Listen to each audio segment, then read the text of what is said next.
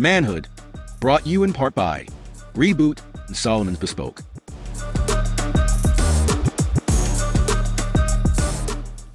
This is Manhood, and thank you once again for staying with us on this podcast that we always aim to be better as brothers. This is really about manhood. And you know, I was discussing at one episode, and I want to mention it before we even start this particular conversation. When men speak aloud, they really get some sort of reprieve, some hindsight, you know, so a message somehow hearing sometimes your own voice can really send that message, and you get clarity in what sometimes you don't even understand at that particular time. Almost like how I'm rambling on at this particular moment, and I'll get clarity further in this particular show. I said that one for your Hanse before you even thought it. So thank you for staying with us. This is Manhood, and today's topic is turning adversity into an advantage, or turning adversity into advantage, an advantage. So to my right, Johanse IODK, Behavior Change Consultant. To his right, Acting Commissioner of Police, Junior Benjamin. Really happy to have you here. We're going to be depending on you to really take this topic to the very top. And to his right, Robert Vincent Charles, Attorney at Law. So I want to get straight into it because I don't think anybody tuned in to hear me ramble. I take any words from your mouth there, Johanse. All right, okay. So when I heard the topic, I'm not claiming to be any religious or spiritual person, but the first thing that came to mind is, yea, do I walk through the valley of the shadow of death, I will fear no evil. No lie, that's the first thing that came to mind. Yeah. And I was wondering why, because the valley of the shadow of death, you could have a visual with that, but we know it could be metaphoric. And the valley of the shadow of death could be, you have issues with money, you have issues with your family, it could be issues in the nation, it could be issues where you live. The valley of the shadow of death really is a metaphor for adversity and life. Mm-hmm. And we know, I think everybody here old enough to know that life is not smooth sailing. Mm-hmm. But even though it's not smooth sailing, and we know this, is now, do we quarrel all the time? Do we complain all the time? And of course, I think the resounding answer is no, because for me, what is the advantage of quarreling? What is the use of quarreling? And if you know adversity is something that is inevitable, then we could kind of sometimes predict it or prepare for it. But even so, it makes sense to figure out a way to turn it into some kind of advantage. Yeah, that's very powerful. So, Commissioner, as he used that particular paragraph, as I walk through the valley, the shadow. Valley of the shadow of death. Valley of the shadow of death. I should correct, and that's something that I've recited many a time in my moments of fear. So I have a different meaning, I agree with you. There's levels of adversity in there, but the way I would interpret that valley is really based on temptation or fears that may lead you to be afraid of something or not lead you towards God. So if we're taking it from the context that comes from, I just wanted to throw that out there in my own adversity. Just putting that out there. But Commissioner, you're at the top. Yeah. And being at the top, a lot of times they say is a lonely place, and heavy is the head that wears the crown. And Trinidad and Tobago, what's always on everyone's lips, of course, is crime. And you're also a pastor. So, and so it really be interesting from your perspective, what that's like to always still remain grounded and do what needs to be done. Not what everybody seemingly wants or what they think is the right thing, where they can't understand, but for you to stay the course. Yeah. First of all, it's just a privilege being here, being among men. I think that is important that we understand that just being a man is really understanding. There's a saying that says, when I was a child, I speak as a child, I understood as a child, I thought as a child. 3 things that I think is so important in becoming a man: how you think, you understand, how you understand, and even how you speak. And therefore, when you put that together, one man call it SOT, you understand? You understand? Speak, understand, think. And he says SUT, systems under test. When you put those systems under test is where you're really going to see, you understand, how you turn those adversities into advantages. The scripture says, you know, how a man thinketh, so is he. So therefore, really and truly, in the way in which we turn adversities into advantages is really about really understanding that there is a mindset of the winner. You understand? And therefore, even as a man, you need to understand it starts with you having that mindset, knowing that, hello, it's not what happens to you that is really important, it's what's happening in you. And therefore, to me, that is how I continue to strive and to go above my challenges, because I allow what happens to me not to come into me, because I allow what is in me to be greater than what is happening to me. How?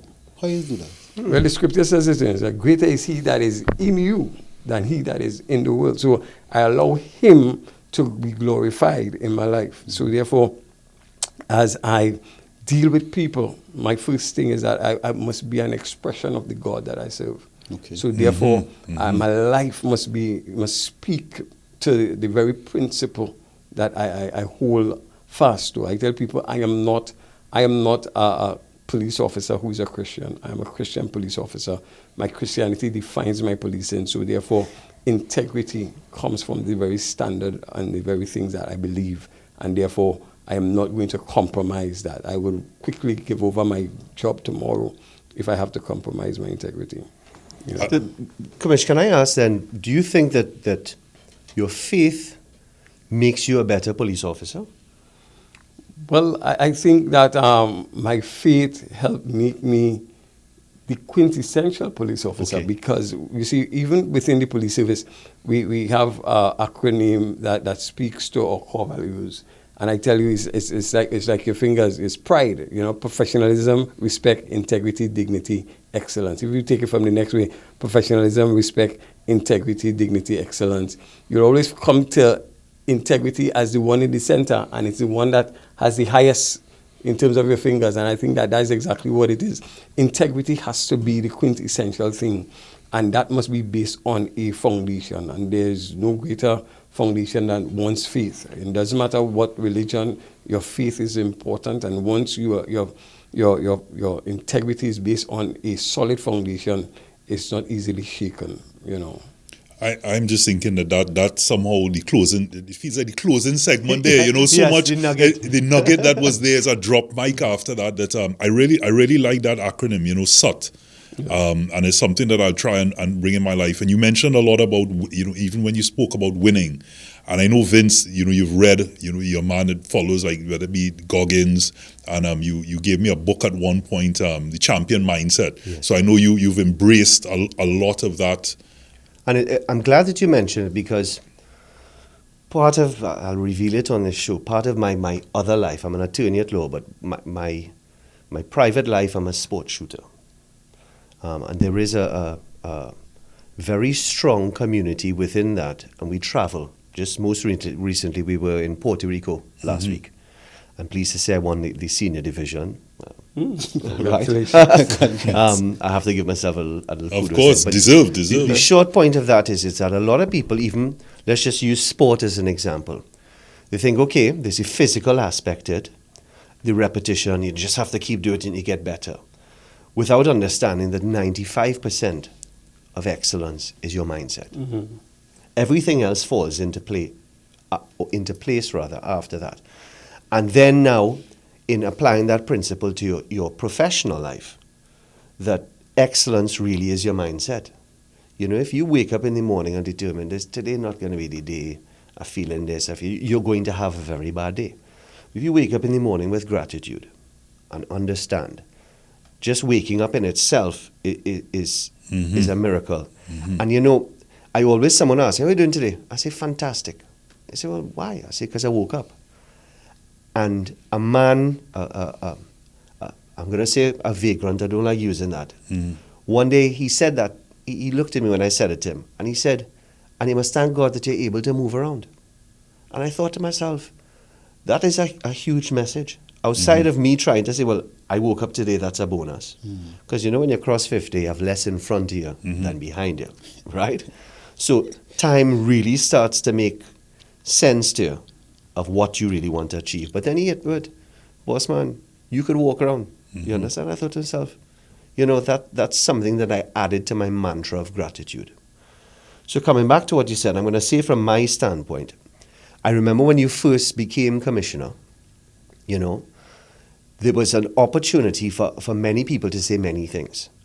And what I admired most was your silence. Yes? Right. And that you spoke when you needed to speak, as opposed to having to come out, and I'm not knocking previous commissioners or others, and having to inform the public about everything that happened, which to me and as an observer is unnecessary. Yeah? The important issues you came out and you spoke on. And I will say to you personally, I admire you for that. And I hope that for the balance of your attendance in this office, if it were left to me, it would be a long time. But that's beyond my pay grade. But that other people who, looking at, will understand that composure, excellence, pride, integrity ought to be at the forefront. And I think the country as a whole needs a lot more of that, But A lot more of which one? All 5 of the principles? Or integrity the first. part? I think integrity first. Why? As the commissioner said, if you put integrity first, you will not allow anything negative. In fact, you're not allowed nothing. Anything that is negative cannot be around something that's full of integrity. It's like darkness cannot exist where there's light. We agree? So, in the absence of light, there is darkness. And there's that whole debate of what is darkness, what is light. But for me... What is a debate? Yeah, some people say that darkness doesn't exist. They say that darkness only exists because light is not there. And that is the way I say integrity is the light. And if light is there cannot be anything else that would detract from that.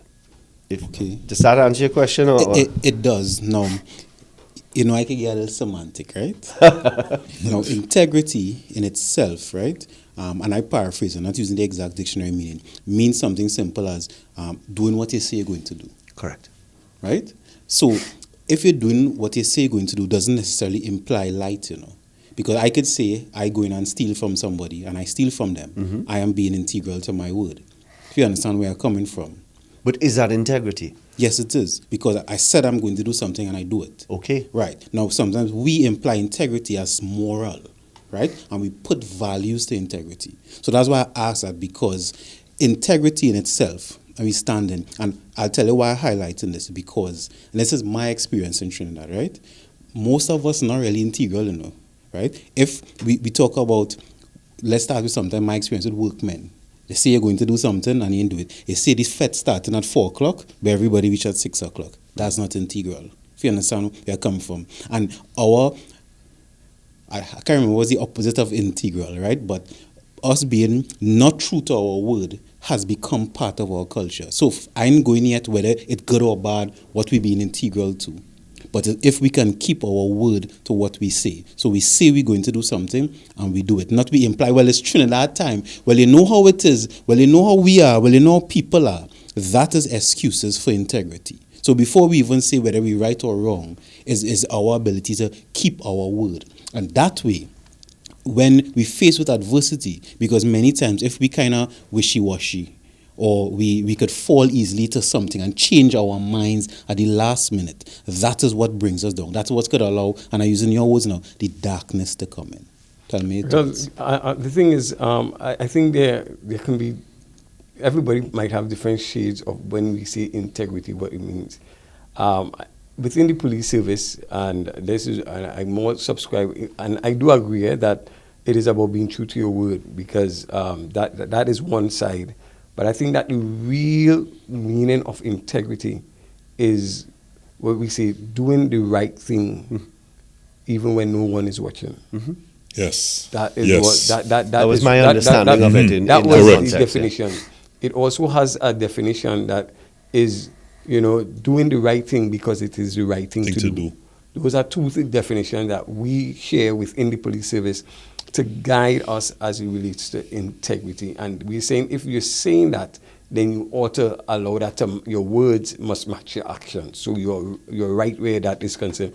But I think that we must start from the right perspective in terms of when we say integrity, that is about doing the right thing, even when nobody is watching. So that when we talk about a person in terms of integrity, there are certain words that has positivity with it. It is one of those words that is used within a positive mindset, and we expect that when a person say that I'm a person of integrity, that person is also doing something that would more or less bring about a good. Now, there are some people that, again, as you say, they go and do the thieving, and yes, they go and thief.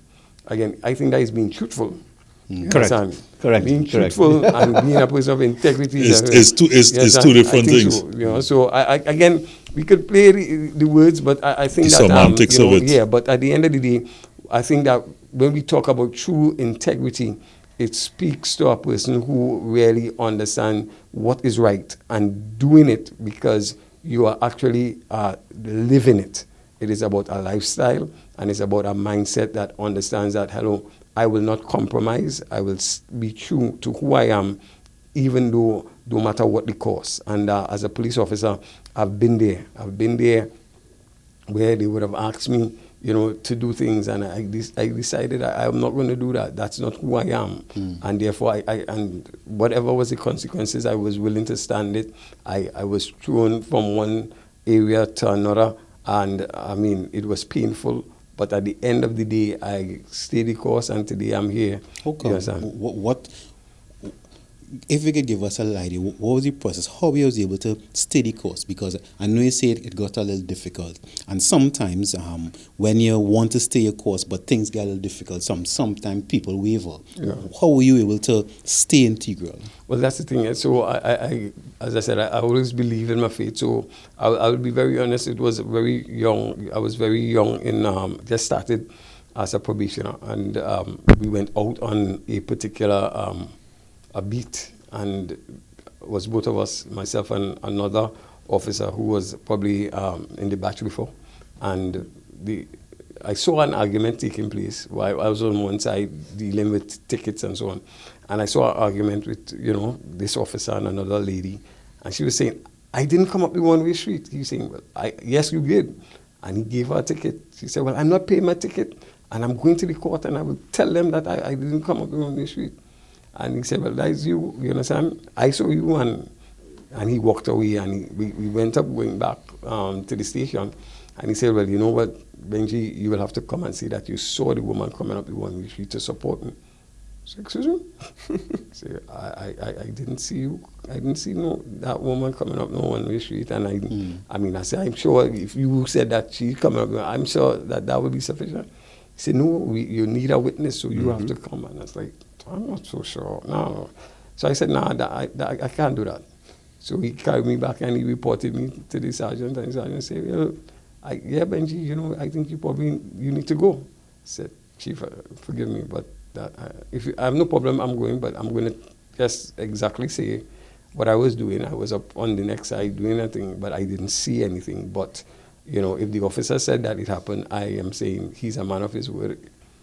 He said, that's the thing, I can't deal with you all, you kind of people. And he sent me back from the traffic section into back to doing shift. And I had a serious challenge with the shift.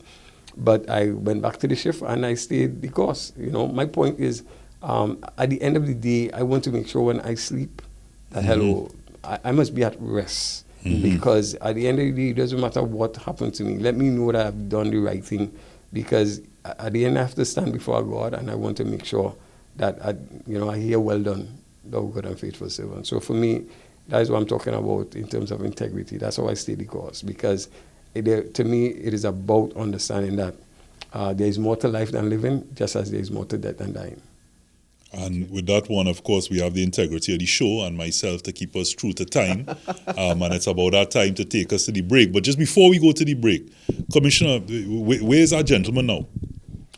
I don't know what to say. I know, I didn't expect you to, but I mean, it'd be remiss of me not to ask. So we take a short break. This is Manhood. The topic is turning adversity into advantages.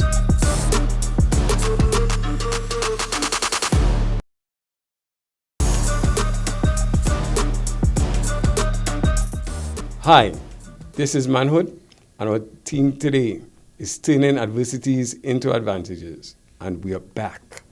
We're back. So, Commissioner, I want to read this quote, as we're talking about adversity and turning it into advantages. Arnold Schwarzenegger had this quote, and I'm glad I found it. It says, "Strength does not come from winning. Your struggles develop your strengths. When you go through hardships and decide not to surrender, that is strength." I thought that was pretty apt and powerful for a lot of the conversations that we're having, and it reminds me of when I was competing myself and broke my foot, and I was in bed for about 3 months. Since then, at that point, I went through a depression almost about not being able to do the little things, like even go to the bathroom. I had to get help or take a shower. And you recognize how important simple things are, like your ankle, being able to move a step. And it resonated with me when you spoke, both of you spoke at the start, and you mentioned even about the little things or massive things like getting up and about being grateful for those blessings. And now, most mornings, I can't say every morning, I try to even though I might feel somewhat stressed, because sometimes you get up stressed about something that has to happen, and you remind yourself, wow, I've had the privilege of getting up this morning. I have the privilege of getting up with AC. I have the privilege of getting up being safe, that there's something to eat in the fridge, that there's a vehicle. It mightn't be a Mercedes-Benz, but there's a vehicle that I can jump in and go to work, that I can get off the bed, that there's running water, just things that I try to affirm within myself, that to realize, my grandmother would always say, when somebody eating fig, somebody else eating fig skin. And it's just to remind yourselves that even as someone pointed to me, as you mentioned, a homeless person, that in Trinidad and Tobago, that even though, unfortunately, we still have a lot of homeless people and people who are in need, in comparison to some countries, they can still have access to water. They still have access to something, even if it's, I hate to say discarded, but it's still something that they can eat, where there are countries where they don't even have that. Correct. So there's somebody that's always worse off than you are. And it's about reminding yourself of those blessings and turning that into, in my case, by reminding myself of those moments that I couldn't do for 3 months, to get up and walk, I can now turn that into, instead of getting up stressed, to turn it around and now say, oh, okay, be happy.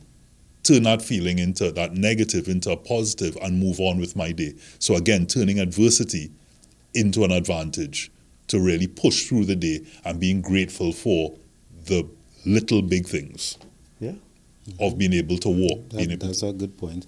And it reminds me of what you said in the first segment. It was SUT, S-U-T, systems under trial.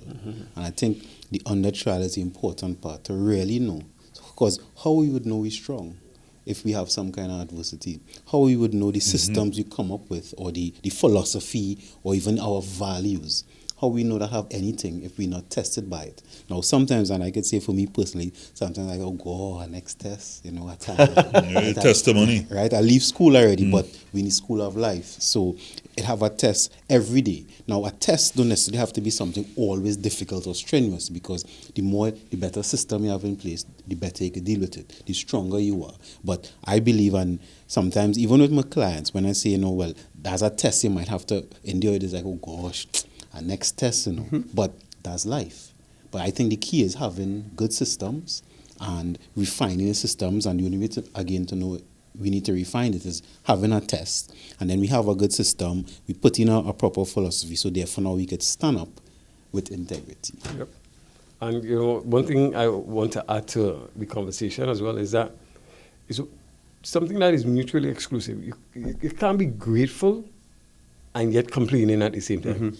And that's the beauty about, Commissioner, I want to say that to that camera. you cannot be grateful and yet complaining at the same time. And I think that's a challenge because we're not taking time to be thankful. Because a lot of times life has a way that it causes us to become very selfish and myopic, where we always see what we don't have, and we're not grateful for what we have. And I think as men, it is important. And he said, when I was a child, I speak as a child, I understood. He said, but when I became a man, I put away those things. We have to start to think as men, where we start to become grateful, and grateful for the little things in life, grateful for the fact that, hey, you're able to see, you're able to walk, you're able to, to lift your hands. These are some simple things in life. And when you get to that point, you don't have time to complain. In fact, you become more and more, grateful. And you at the same time, you always want to see, when you are blessed, you want to know how you can be a blessing. And that's really when life becomes more meaningful. Life is not about you. It is about the value that you bring to it. And therefore, Service. my joy is really not just being a police officer, but what is the value that I'm bringing to Trinidad and Tobago as the Commissioner of Police. And therefore, it doesn't matter what, as I tell people, it doesn't matter, the adversity that comes to me. I believe as the Commissioner of Police, I'm to be an umbrella for my officers. So let everything else hit the top.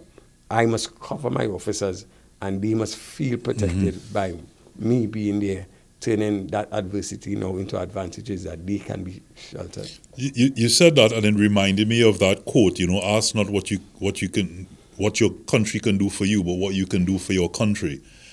Do you think that we've as a people, we've sort of lost that, or in some way, shape, or form, that we're always kind of asking, what can I get? What can I get from the country?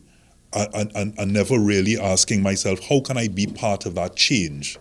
How can I do more to bring about this positive change in this nation? Whether it be the government's duty at that particular point, but where you can say, what can I do to say, take maybe $20 out of my pocket and buy someone who's homeless something to eat? Or, you see some people who put some sand and gravel in a pothole. I'm not saying that it's your duty to do that, but in terms of to be part of the change that you want to see. Do you think that in some way we've lost that and become more of a handout type nation? Just to jump in, I think that we have matured in our selfishness, insofar as we're looking outward for answers when we really should be looking inside. And by that, I mean that if you can't take the time to fix the things about yourself that you dislike the most, when the world holds that mirror up to you, that's all you're going to see. And if you spend a little time on yourself, you'll find that you're then in a position to help. And you become a better person for helping. I mean, one of my pet peeves, I'm going to admit, is the beggars. And not the down and out beggars, is the ones that do it for a living, right? And that is my challenge. That is when you talked about, adversity and whatnot, etc. Because every day I fight with myself. And it's not that I don't want to give, but I see in the fact that I'm enabling you when those who are really destitute, have a problem. I have no problem buying somebody food. But the handing over the money until someone recently... What's the problem with people who's beg for a living? What problem you have with that? I don't have a problem. You know what I have a difficulty with? I have a difficulty with those who have seen come and ask for food or for work. And saying, hey, no problem. Now, obviously, I'm not going to bring a stranger into my home otherwise. I've done it before. I said, okay, boss, you want to work? Meet me at this spot, pick them up. Turned out he was not the most reputable person to have around me, etc. Buying food, not a problem. But there's certain places that you go to and you're seeing the same people over and over. And then one day I'm driving up Maraval and I see one of the local guys dressed to the T's. Obviously, heading out to take a little lime. Or again, I may have been judging him. But I have a difficulty with that. What's the difficulty? You say it's a pet peeve. And I'm asking this for a reason. What's the difficulty with The it? pet peeve is me. And that's where I've come to understand. It's my own sense of judgment that I have to work out. Because that person's doing what they do. It's my misunderstanding or judgment of their social situation that I need to address. And that's the thing, you know, because everybody deals with adversity differently. Yes. Right? I mean, and we talk about integrity before, right? Is that people come up with, and sometimes we judge because we not living their life, right? We judge how they do things and why they do things. And sometimes that judgment is where, and this is my opinion, and not to say I don't do it either, I'm working on it too about judging people, is that I think is misdirected energy, because we can't really change them now, right? Now, we don't have to like it, right? But using the energy to judge them versus is either you get them the money or you don't get them the money, right? It's when you meet adversity, it's either you're dealing with it or you're not dealing with it. But sometimes having the judgment around it, or even the imagination, because many times sometimes we imagine things based on what we see. We imagine it based on who we are and our backgrounds, etc. But it may not be the correct thing. So I think grounding ourselves, and this is, I think, is a problem in Trinidad, and I could talk about it a little more after, but grounding ourselves in reality gives us the best position to deal with any adversity. So if I have a problem with something, the truth is, this person begging for whatever reason is either giving them or not giving them. You know, just something I want to share. You know, a lot of times people see the finish line and they don't see the fight.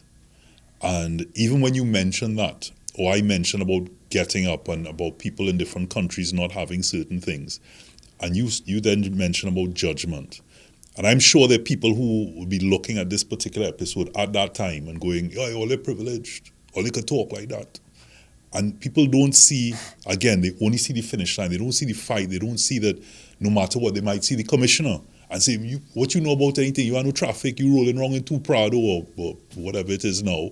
And 3. 3. It could be 3, yeah. And all of these things. But they don't know, Commissioner, what, as a human, the other side of things that you go through, that you still bleed, you still hurt, all of these things still affect you, and that you have the weight of, even within your moral compass, that you have the weight of what is happening in Trinidad and Tobago in terms of one of the biggest topics on your shoulders.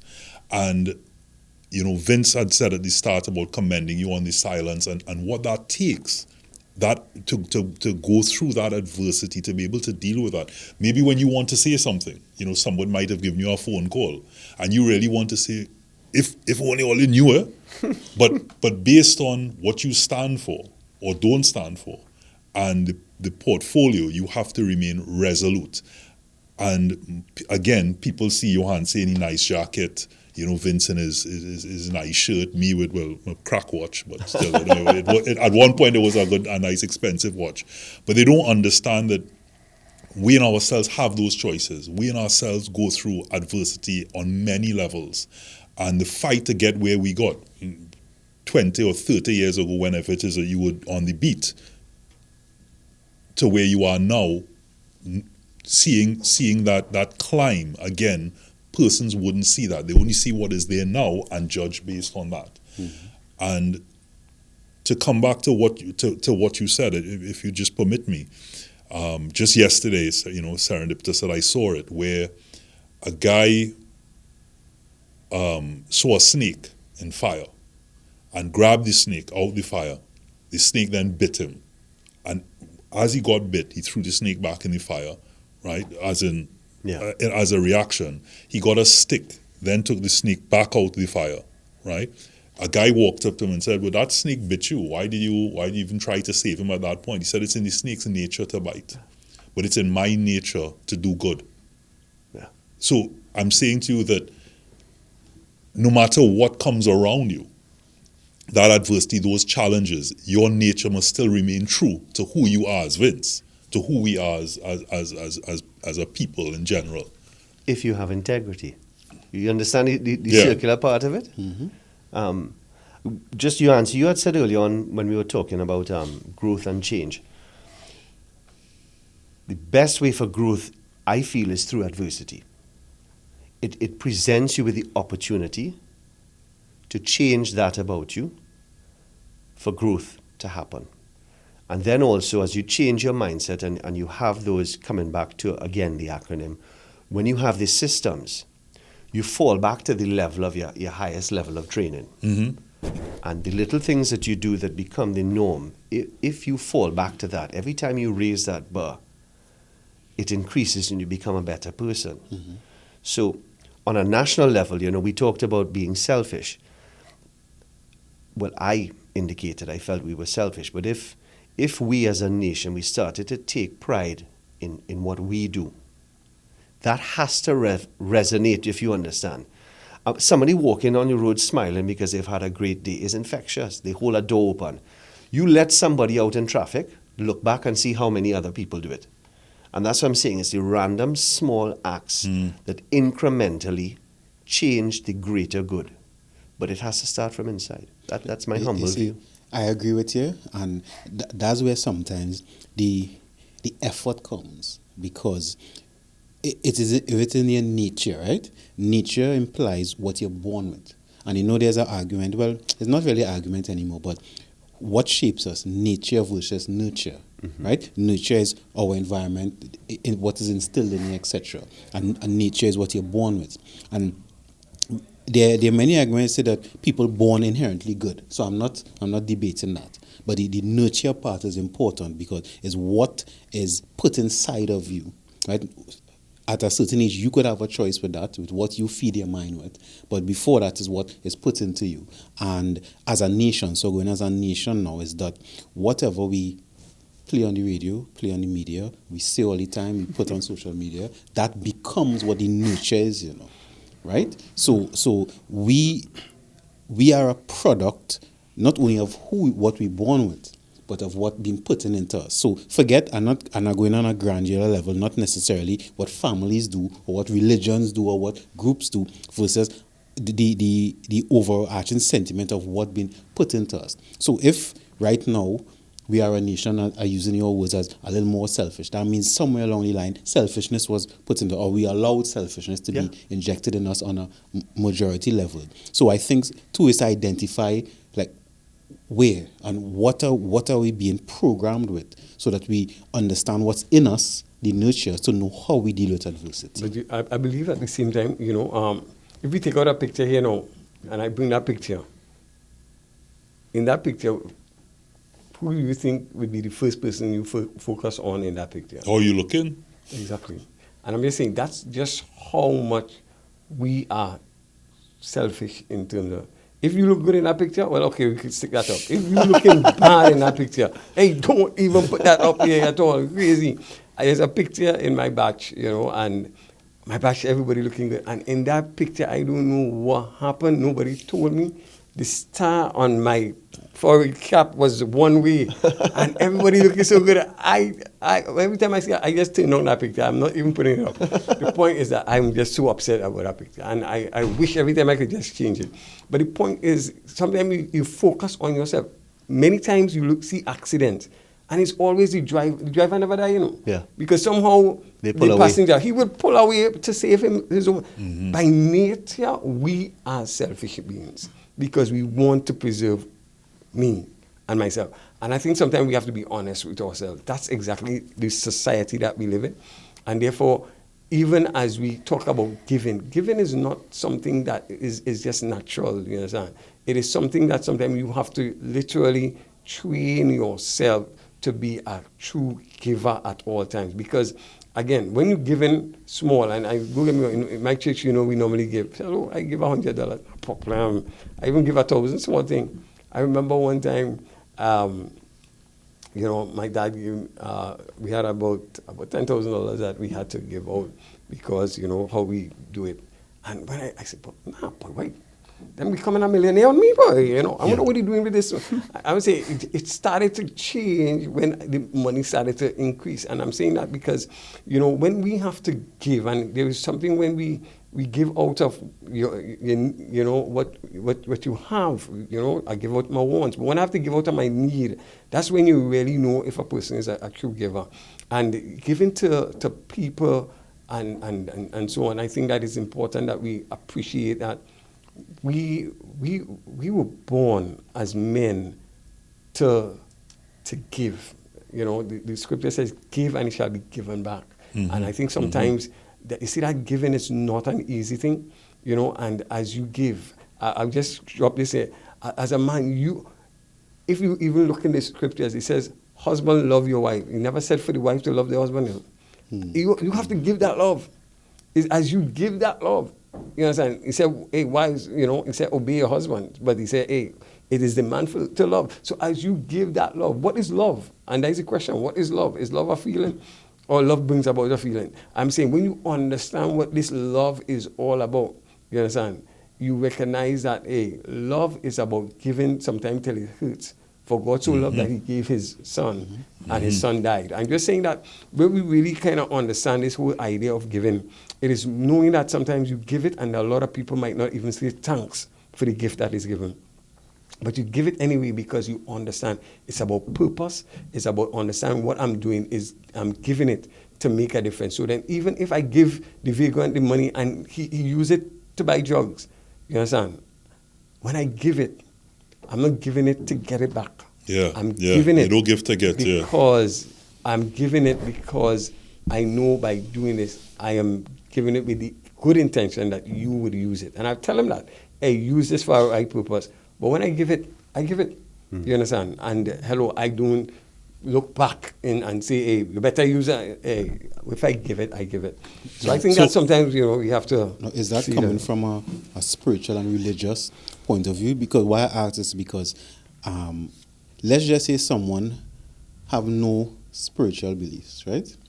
And you're giving them, and let's say they have a, let's call it rational mind, right? Everything is logic and everything is, let's say, science-based. And so if I give this, let's use the example of vagrant, and I know he or she going to buy drugs with it, then why should I do it? That doesn't make any sense to me. Now, I'm saying this because understanding that many different people comprise the nation, right? And you made a good point about quote-unquote, everybody is selfish, which I agree with, but there's a theory called functional selfishness, which is if everybody working towards, there could be their self-interest, but the self-interest have mutual understanding, or they're working towards a goal. Let's say a football team, everybody want to win, and for different reasons. I want to be on TV, I want girls, I want wherever it is, but everybody want to win. Then it's still selfish, but it's working together. So I'm asking that because how would we then bridge a gap to help someone who maybe not coming from a spiritual or religious background even want to give? And that's the thing. I think that there's some things that, again, you have to, I think every person, you know when something is not right, you know. You could know that, hey, even though I'm not doing this, you think you should have still given him the money, you know, in that, because there's something in you that is inherently good that makes you know, even though you might want to fight it and say, no, you justify it, but inside of you, you know when there is that tendency, because I believe that there's a part of us that connects with that good in terms of what is right and what is wrong.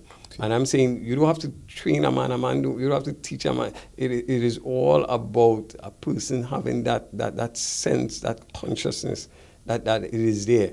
And I think that, you know, whether a person, based on their religion, it nurtures that more than the other, but it is there to every man. I've seen where persons hold up a person and say, after you take the money, you have money to go, I take that. But and you think, yes, and I've seen where, you know, persons had the opportunity to shoot up and they just decide to run. I'm saying there's so many, even in the worst of men, there's some measure of good. You understand? Just as in the good of men, there's bad. And I know we need to go to a break. And I know you know, as you said there about, you see that justification where you know right from wrong, but somehow it's that justification that takes you either one way or the other. to make that decision, where you could still decide to shoot that person, or you could still decide to go with that woman, or whatever the case may be, is a dangerous thing. And how do you sometimes take that process that leads to that thought, that adversity that you would have gone through, to an advantage, to make you stronger, to forge through? Because doing the right thing is never easy. It's always easy to, for the most part, it's easier to make the wrong choice. It's the challenge is doing the right thing. But we're talking about turning adversity into an advantage. We take a short break.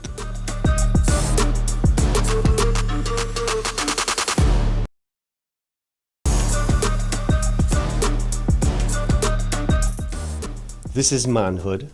The topic for today is turning adversity into an advantage.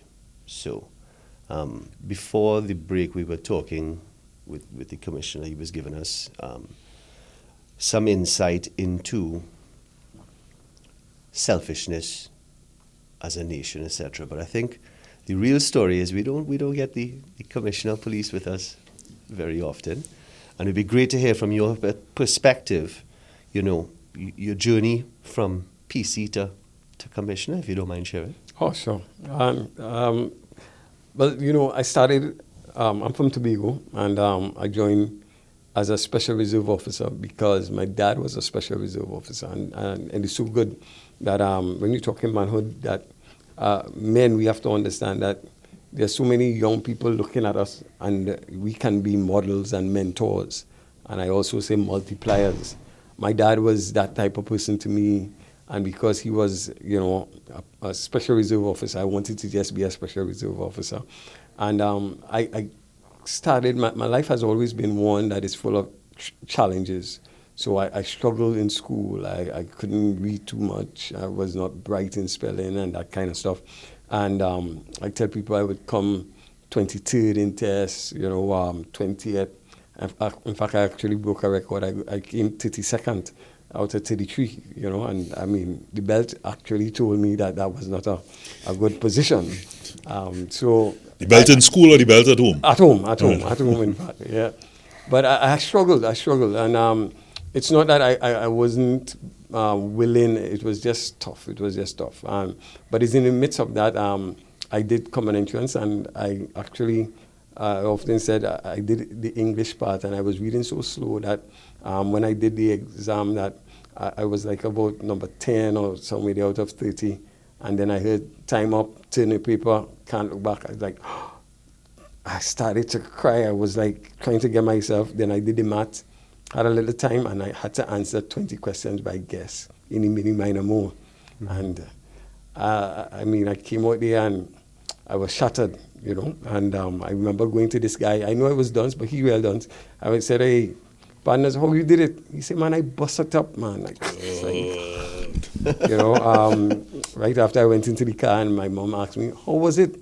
I said, Mommy, I busted up too, man. I said, busted up. And I mean, I prayed that time, and really and truly, that was really the change in my life, because I promised God, I said, Lord, if I could only pass for my first or second choice, I'll serve you the rest of my life. And so said, so done. I passed for my second choice.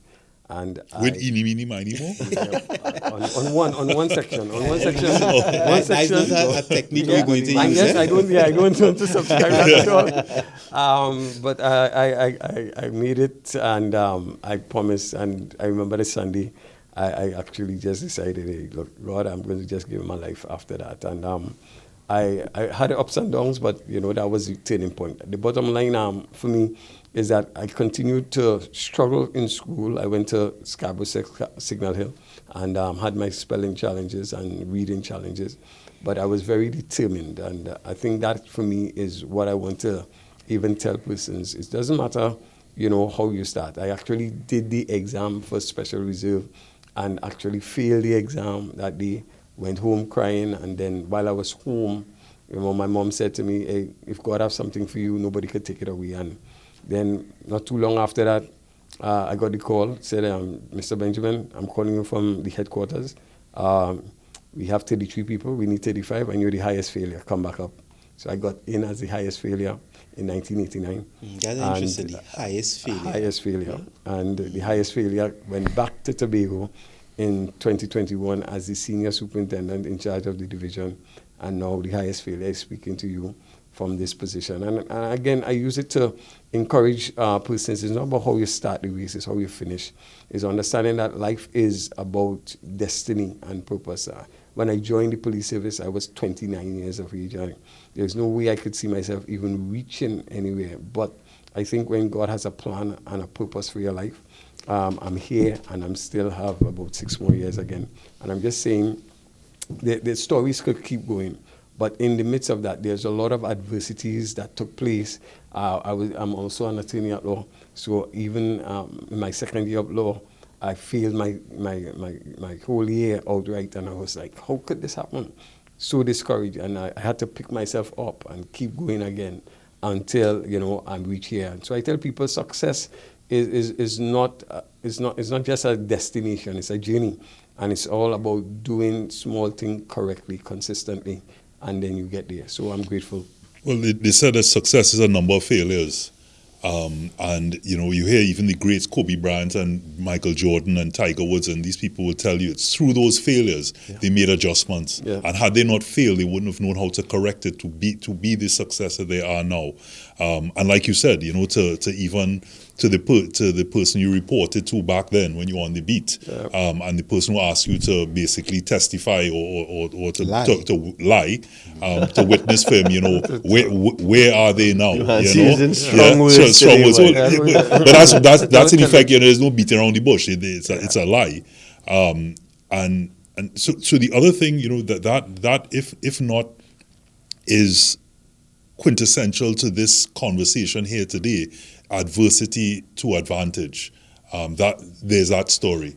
And I hope that the persons, being in Trinidad and Tobago don't hear the part of the failures and then say, oh God, well, this is the man now leading us as the Commissioner of Police, that they understand the story and they understand it's because of those failures you were able to pivot and adjust and learn and become the person you are today, which is the upstanding citizen, first of all, and secure and focused and resolute in your beliefs that drives you, and that spirituality is something that I can say on this show that I can only be on board with, and it's as Vince had pointed out just now, really really happy to have you here, and so I'd be really interested to understand what you think, or how would you describe what a man should be or what a man is? Well, and that's a really good question, because I think being a man is really about not just in terms of growth, because each of us grew through processes, but I think being a man is really understanding the whole idea of being matured. And that's what I'm saying. When I became a man, I put away childish things. There is a level of maturity that goes into a man, because you can be 35 years and still be a boy as far as I'm concerned. You understand? Because it's not about the quantity of years, but about the quality of experience. And manhood is about having that experience so that you are able to make that difference in terms of knowing that you are called and understanding your purpose. And as you understand that purpose, it doesn't matter where you are in life. I think that you enter into that manhood when you enter into that bigger understanding of your true purpose. Powerful stuff. And we can't close without the obvious. You are the Commissioner of Police after all, and we have you here today. There's always this big divide, where the all you're too wicked and all these other things come out from, and it's almost like it's an us against them, and in that clarity of that it's not. It's not an us against them. You're doing what you need to do, and persons, if they're doing the right thing, I'm assuming they won't have then the altercations that affect their ways of thinking at this point. But it's more, Vince, the first time you were on this show, we spoke about laws that still exist in this country that Yes. people don't know, and yet still, if it was Enforced. would be problems. Old colonial laws like it's illegal to bathe wash clothes in the Maraval River and these sort of things. Now, to be fair, Yeah. I didn't go back to see if it Yeah. had been repealed, or I doubt very much, because they would have passed a piece of legislation repealing those sorts of things. I mean, even the people talk about marijuana being legal. We spoke about that. It's not. It's decriminalized, simple possession, these sorts of things, etc. I would like to see moving forward the large number of pieces of legislation that have passed in the last 10, 15 years. It gets confusing, right? I look forward to where pieces of legislation become a little bit clearer, and the opportunity might be used to repeal some of the old archaic laws that really make policing harder, that would affect our things should they be enforced. And I think that anybody moving forward who would take the time to do that would assist both in good policing and also civilians be able to understand their role and function in society, But just to touch on what you said, I mean, remember the all you're too wicked, etc. I think there is a certain expectation from the civilian standpoint as to what we expect from the police. But on the flip side, there's certain things we have to appreciate that we're expected to do. You can't be bad talking the police, but yet in times of crisis, that's what you want. You understand what I'm saying? So it's a give and take. I don't know, Commissioner, what your thoughts are on that? Yeah, well, the reality, first of all, I'm the type of person, before I even look at people, I look at myself. And I'm saying, even when people say that, the truth is, at times, I think as police officers, we do things that cause people to want to say that. And therefore, I am big on customer service. We have to increase and really get big on the way we treat people. The issue to me in Trinidad and Tobago is not a matter of reduction of crime, but it is about the fear of crime. Yeah. And how we deal with the fear of crime. There was one particular commissioner of police. Under that particular commissioner of police, there was an increase in crime, but there was a reduction in terms of the fear of crime. You understand? And I'm saying that's what we want. We want the fear of crime to reduce. And how do we do that? It is about how we treat the public. And therefore, I'm saying when the public recognize that there is, a police officer that cares for them, when they understand that, hey, I know that I could go to the police service or the police station and know that I'm going to get quality service. That, hello, hey, that... And this is what we want to inculcate, that within a week time, you get a call telling you exactly what's the latest with that particular offense that you came and report. And you start to see that kind of thing. You recognize now, the police now, the police officers care about it. Even though we didn't solve the crime, but the fact that you're showing that level of customer service. So I'm saying these are the things that is going to cause people to really build that legitimacy, where it's not just about us policing people, but people want the police to police them. And that's what we want. And that's the level that we want to get the police service to. And therefore, it is important for us to start to treat the public. So for me, as I hear people say that, it tells me, first of all, there's more work for me to do to win you across so that you will not say that. Secondly, is that I recognize that as police officers, it is important, really. People do not care how much you know unless they know how much you care. We have to start to have a more caring police service. It is not just about locking up people, because at the end of the day, I believe the heart of the problem is a problem of the heart. I lock you up, you go to the prison, and you come back out worse, because inside there is nothing changing the heart. How do I change that heart? I change the heart by, one, as it says, when I tell you about my success, I impress people. But when I make people successful or winners, you understand, I impact them. We need police officers to impact the lives of other young people and make them winners. We have to see how we can make them winners. talking to the young men, getting them involved in more positive things. The police service has to be part of that community partnership, and therefore it's important that we start to really seek to mentor other persons. And I think when we start to see that new breed of police officer and we bring in that new normal, I think that you're going to just see the very way in which the society view the police is changed. And for me, it is about making the police service what I call an employer of choice, where persons want to be part of it because of the value that we bring to Trinidad and Tobago. Not because they could put on a siren and bust through the traffic. Or park wherever they want. Thank you. Would you say Commissioner as your legacy? Like what is the legacy you want to leave behind? If not even, it doesn't even have to be in the police service. Yeah, my legacy is clear. That I just want people to say, that hello, he was a caring commissioner. You understand?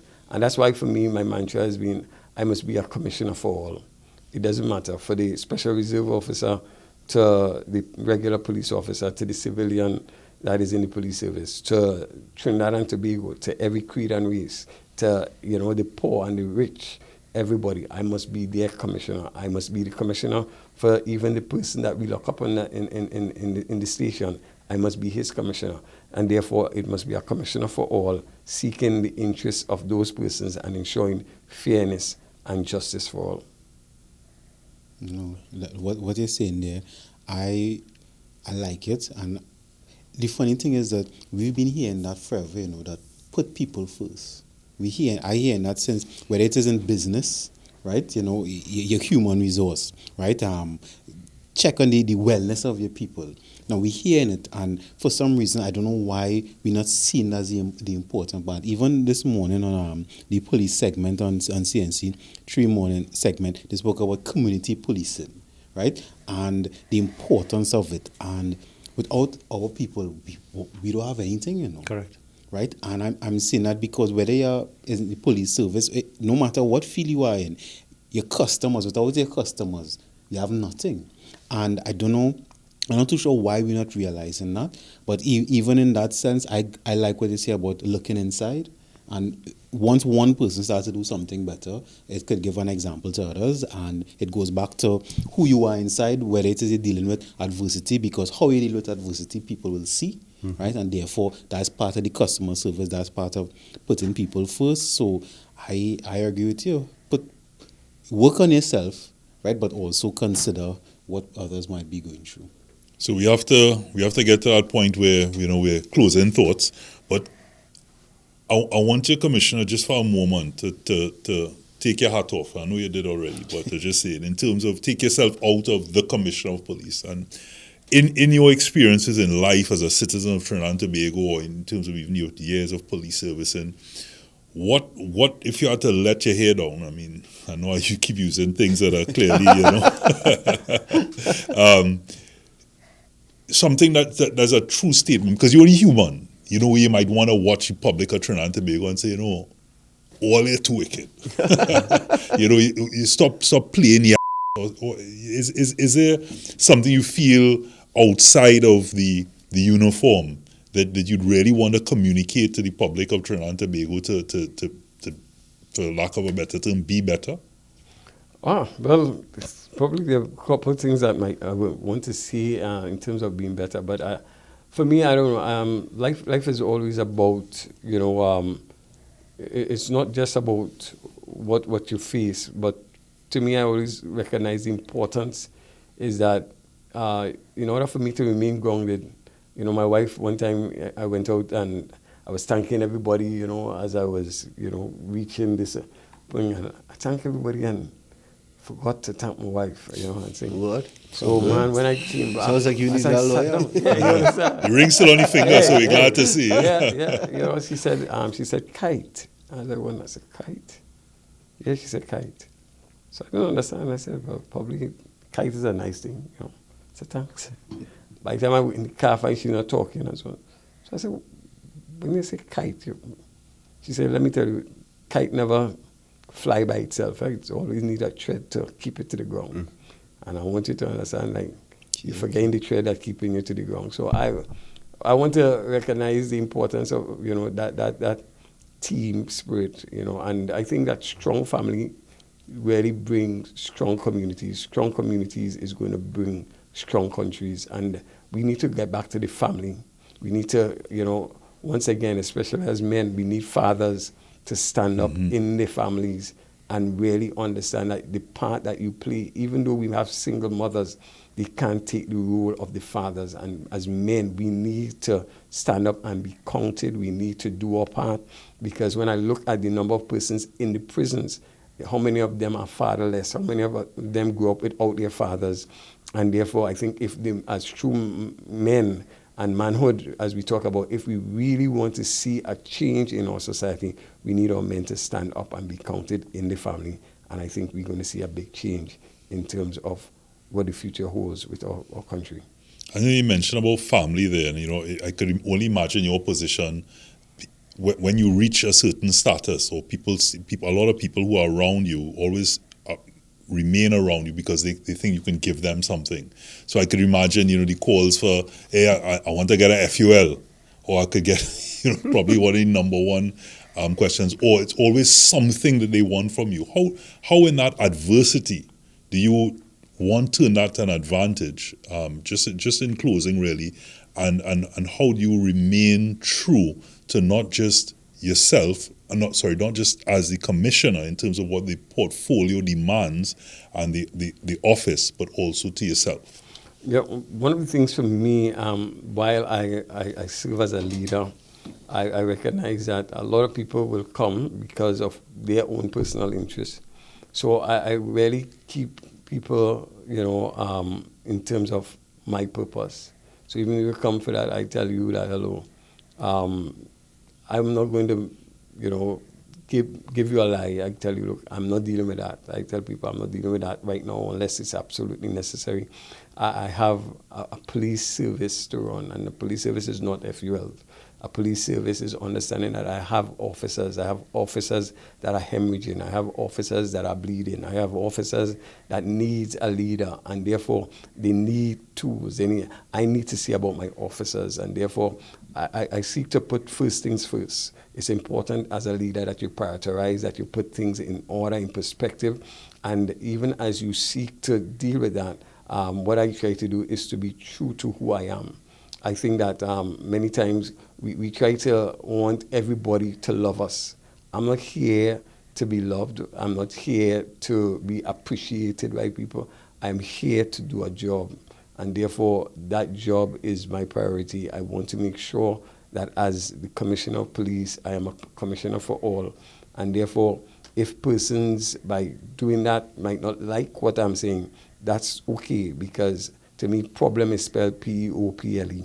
And once you have people, you find problems, because you can't please all the people all the time. Mm-hmm. You understand? So you have to understand what you're about. You have to do it to the best of your ability, and understand that at the end of the day, that whatever you do it not just as unto man, but as unto God. So I want God to be pleased with everything that I do at the end of my day. Vince? Yes. Your closing thoughts. No, I was caught up in that. Again, I could just stress, be the change you want to see in the world. Yeah. Be selfish, work on yourself. Okay. Without adversity, you wouldn't know how strong you are. And without adversity, you wouldn't even be able to identify what weakness you have, so you could work on it. So even though sometimes you mightn't like it, this life is based on tests, a lot of tests, and look at it with gratitude and embrace it so that you could become the best version of yourself. Not a lot more to add to that. Just that without tests, there's no testimony. And be careful what you ask for, what you put out into the universe. And remember, as we talk about knowing what your blessings are, recognizing it and seeing it and being appreciative of it, is very important, because in the same way you get it, the big man upstairs wants to hear and know that you are appreciative of it. And that's my belief. The simple things: waking up in the morning, running water, getting to use the bathroom, getting off the bed, having a roof over your head. So many things. Being in Trinidad and Tobago, is a massive blessing. Only when you go outside, sometimes you realize, and that's why people run home. Or they wear the red, white, and black, on their head. So know your blessings. Do what you can in whatever small part for your country in itself, whether it be, you see a bottle at the side of the road and put it in the dustbin. Drive with care. There's so many things that you can do to make this nation a much better place. And, charity begins at home. Let it start with you. Look at the man in the mirror. Today we're talking about adversity and the advantage, turning that into an advantage. And with that, Commissioner, I'd like you to have the last word to the nation. Yes, and I want to say to Trinidad and Tobago, understand that life is, really what happens to you, but it's even more than that. Sometimes God will allow you to face a Goliath so that he can ensure that he bring and rise up inside of you a David.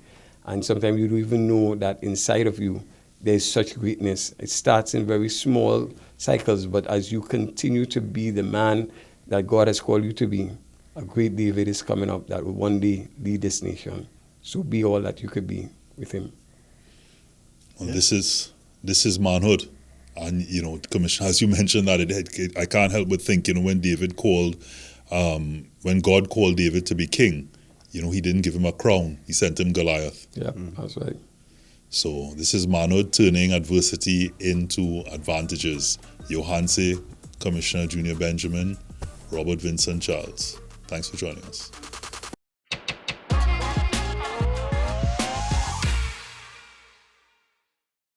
Greetings. Well, it's your boy 420 Chris, and I representing for Manhood Spotlight. The name of the song here is God in Charge, because we just put God first, right through.